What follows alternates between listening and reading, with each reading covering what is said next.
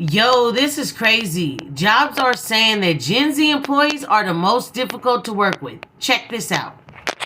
Oh, a new resume builder survey of 1,300 plus managers and business leaders revealed 74% found that those people who are 26 and younger tend to be the most challenging to work with. What are some of the top reasons?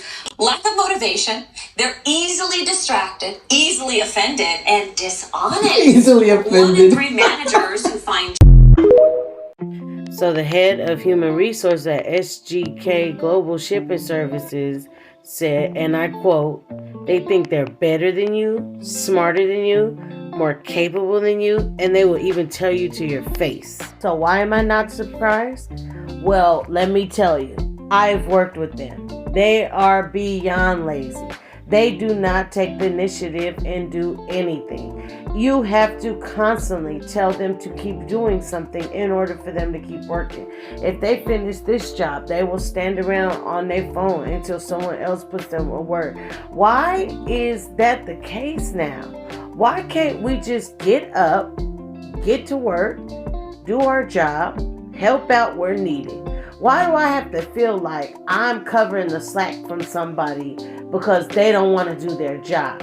These people go to work and they talk about, I don't do dishes, let's just say, or I don't mop. I don't do that. What are you here for? What are you here for? You say you want your money, but you don't want to work for it.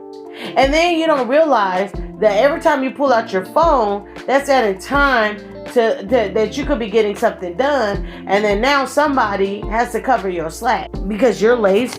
I was trained by the older generation, Gen X and Boomers, and they work their butts off. You know, they could have been just a street sweeper, and they street sweep the hell out of that street with pride because they didn't see it as, oh yeah, this is a job. No, they seen it as, this reflects me and who I am as an individual. And this new generation don't care about crap. And trust me, I get it. I just work for this company. I do not own part of this company, so I'm not reaping the benefits. And it's just a job, and they will hire someone as quick as I can get fired. So I get it, but I'm not saying it like on a eat, breathe, and shit your job. No, absolutely not. What I'm saying is take pride in what you do because it reflects you in the long run. Like, I'm sure the same person that comes to work and do not do a good job, stands around, waits till someone tells them what to do. A person like that, I guarantee when they go home, they take off their clothes and throw them in the middle of the street or in the middle of the floor, throw their shoes anywhere, sit down there, slide, video games, plates from last week still sitting on their dresser. I bet you that's what type of person they are. Maybe they're not, but that's what I assume they are, because if you lazy at a place that actually pays you to do your job, trust me, you ain't going home and doing your job. And I guarantee you a lot of them still live with their parents, so parents is probably going in and doing that. Yeah, a mom will keep telling her child, oh, go clean up, but eventually if the child doesn't, the mama's like, I don't want roaches or mice in my house. And also, it's still a sense of, that's my baby, so you go in and do it for them. And that's almost enabling them to be the way that they are. But you're not going to go to their job and help them work. And that's another thing, because I've heard bosses tell employees, the younger employees, Gen Zs, hey, you got to do this, you got to do that. And they're like, oh, I'm finna call my mom.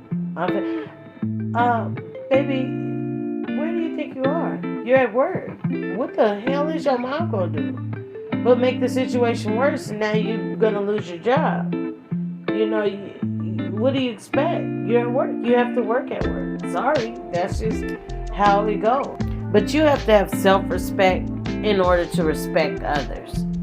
It's like almost having a dignity about yourself. You have to care about yourself. They don't realize that makes them sad, lonely, and depressed in the long run. Because people don't want to be around lazy people. We got to accept some responsibility. So these parents are responsible for babying their children. You know, not a lot of whoopings happen like they should have. That's why they don't have respect for adults. You know, when I was growing up, we had to call people Mr. and Mrs. or Auntie, Uncle. We didn't call them by their names. Everybody, from the church to the strangers in the grocery store, that's the respect that we were taught. And that's the respect they do not have, you know. And this newer generation is going to be the mothers and fathers of the next generation who are going to be worse off. And this country is on a slippery slope. And then it makes the world on a slippery slope because we are a very influential country to a lot of parts of the world. And it could be something that we're happy about, like cool, people copy our style. But it also could be something like, oh my gosh, how embarrassing can we be before we realize, okay, I don't want to keep being the embarrassment. And I get it, you don't care. So why would you care if you do care? And that's the thing they don't get. It's always double standards with them.